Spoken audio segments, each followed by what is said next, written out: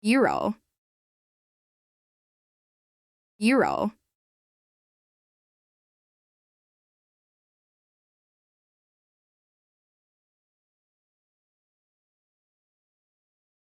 yoo-roh.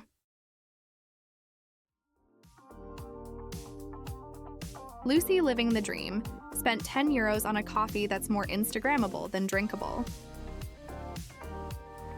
Felix, on the other hand, skips the 10 euro coffee and actually puts his euros aside like a responsible adult.